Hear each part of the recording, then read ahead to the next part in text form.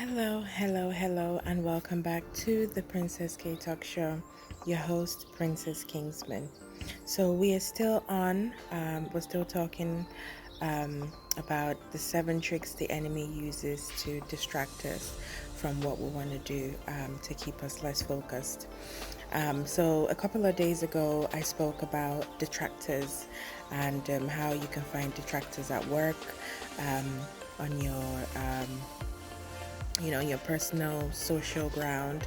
You can find them at church, and you can also be a detractor yourself. So a detractor is somebody that discourages you, that pulls you down, that makes you feel less than yourself. There's nothing you can do or say that will make them, you know, like you. So today we're talking about discouragement, okay, and how the enemy uses discouragement to um, push us away from whatever we want to do that is giving us joy, okay? So, discouragement is one of the tricker schemes of the enemy because discouragement can happen easily and often. Okay, to be discouraged can be described as a loss of confidence or enthusiasm in anything that you're doing. Okay, when you become discouraged, it is a big deal to God. Okay, He cares so much about you, and the Bible has many scriptures about why you should not become discouraged, but instead become. Sorry, the light is getting in my eyes here. um, but instead, how you should put your hope in Him. The moment you become discouraged, the enemy can use your lack of confidence to attack your emotions and mental well-being. Okay, so whatever you're going through, the enemy can easily use that as a stepping stone, and he could tell you, "Oh, look at what you're going through. Look at this. Look at that. Look at him. Look at her. Look at your parents, look at what you've been through, where you're coming from, look at how that person spoke to you, look how that person treated you. You're not worth it, you ain't shit, sorry for my language." So many things the enemy would drop in your thought, but it's a good thing that we don't have to think about every thought that falls in our heads, because any negative thought that falls in your head, you have to rethink that thought, like, is that my thought or is that the enemy's thought?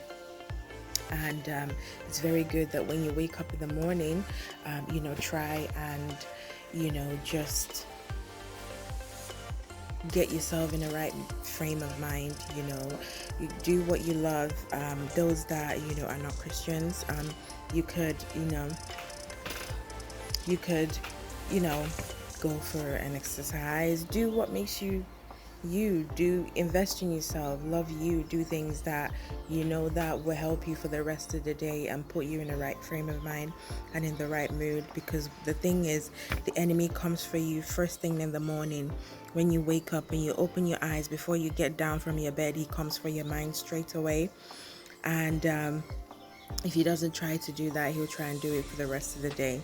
So we just have to try and not to allow it, discouragement, to enter. It's not easy. I've been through it. It's not.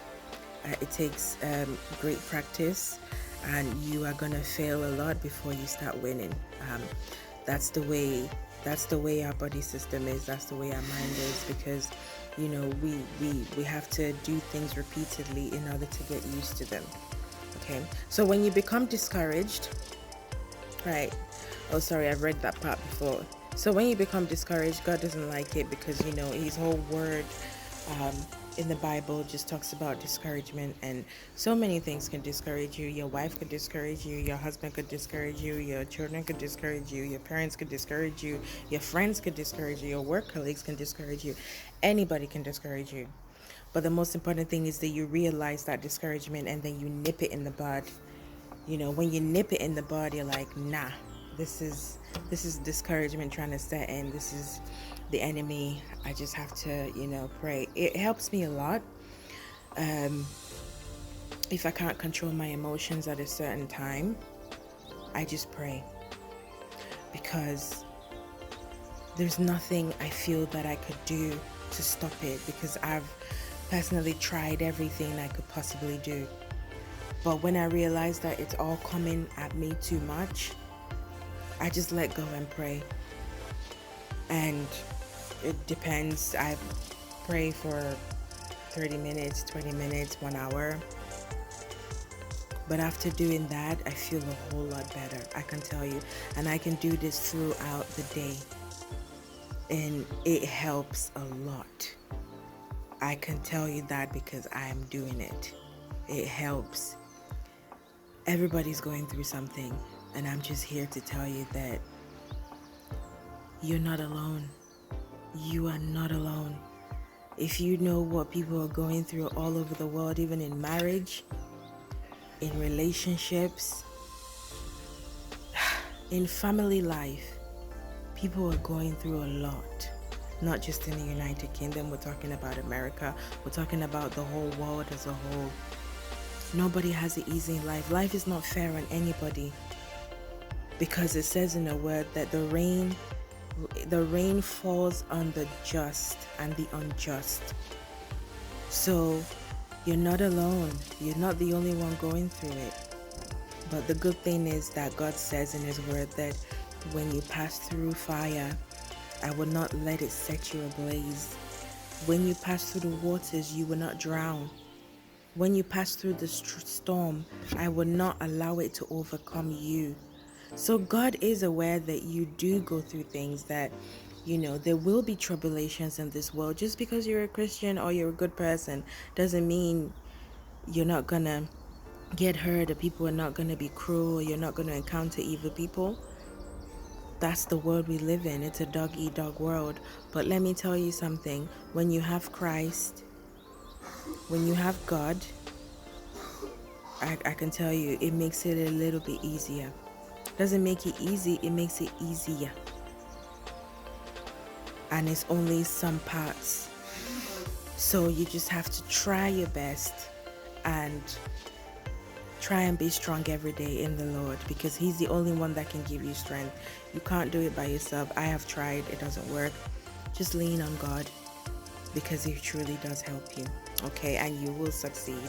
All right, so thank you so much for listening. Right, so next week I will be talking about doubt. Okay, that's my 6th point. Okay, and after that we have one more point, which is the 7th point, called disbelieve. Okay, so I will be back in a couple of days' time, hopefully a week. So thank you so much for listening. Don't forget to subscribe to my channel and press the little bell for notifications when I post. So do have a lovely day and enjoy the weather while it lasts. And I love you always. Remain blessed. Bye-bye.